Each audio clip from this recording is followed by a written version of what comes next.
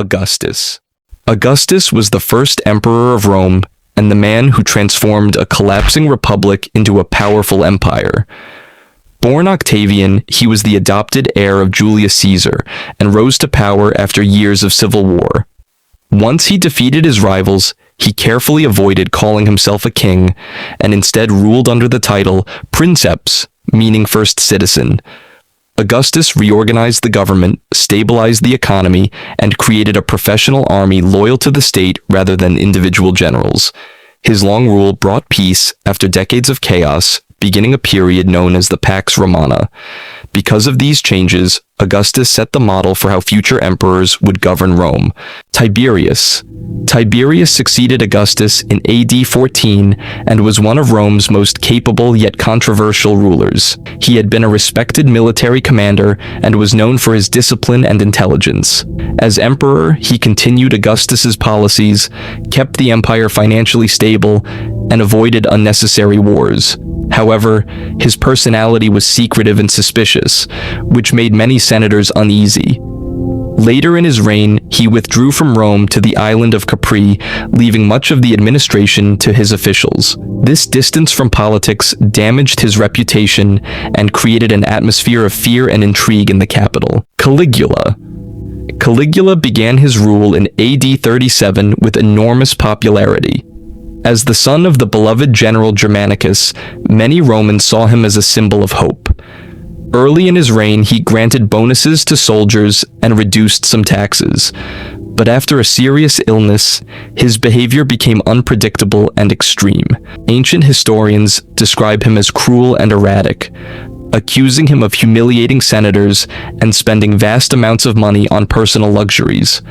Whether all these stories are accurate remains debated, but his short rule ended violently when members of his own guard assassinated him in AD 41.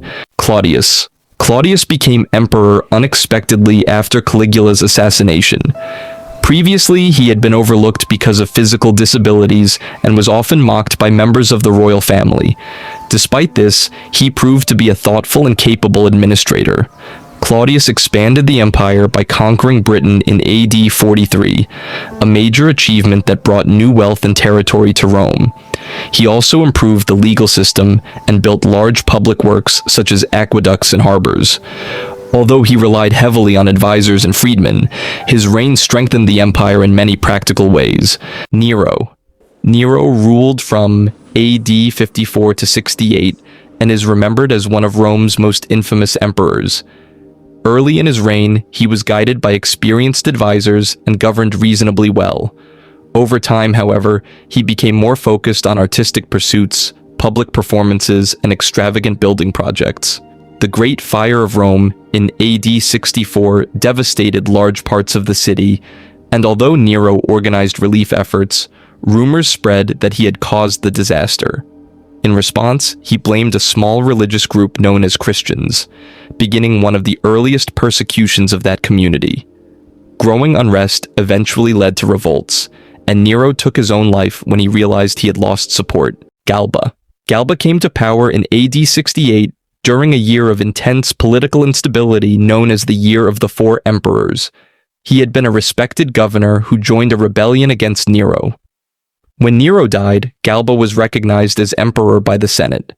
However, his strict financial policies and refusal to reward soldiers created immediate opposition. Many in the army felt betrayed, and his support quickly collapsed. After only a few months in power, Galba was assassinated by troops loyal to a rival claimant, Otho. Otho ruled for a very short period in early AD 69.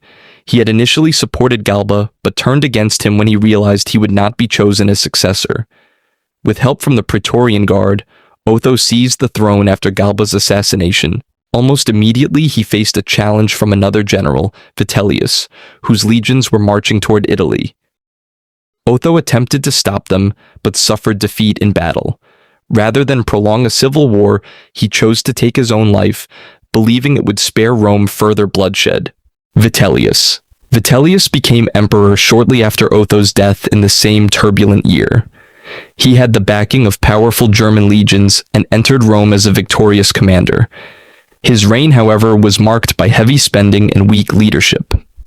While he celebrated with feasts and public displays, another general named Vespasian was gathering support in the eastern provinces. As Vespasian's forces advanced toward Italy, Vitellius lost the loyalty of many supporters.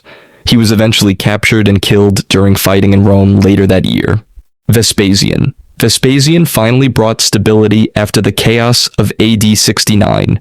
A seasoned military commander, he had been leading Roman forces in Judea when his troops declared him emperor.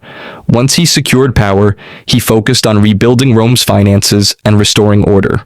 Vespasian introduced new taxes and disciplined government spending to recover from the excesses of previous rulers.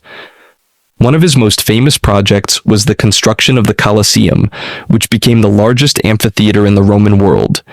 His practical leadership marked the beginning of the Flavian dynasty. Titus. Titus succeeded his father Vespasian in AD 79. Before becoming emperor, he had gained fame as the general who completed the Roman conquest of Jerusalem. His short reign was marked by several major disasters, including the eruption of Mount Vesuvius and a large fire in Rome. Titus responded with relief efforts and financial aid for the victims, earning praise from the public. He also completed the Colosseum and celebrated its opening with grand games. Though he ruled for only 2 years, many Romans remembered him as a generous and compassionate leader. Domitian. Domitian, the younger son of Vespasian, became emperor after Titus died in AD 81. He ruled for 15 years and strengthened the central authority of the emperor. Domitian expanded the empire's defenses and reorganized the government, but he also demanded strict loyalty and punished critics harshly. Many senators disliked his authoritarian style, and tensions grew within the political elite. Despite his administrative skill and building projects, his rule ended when members of his court assassinated him in AD 96.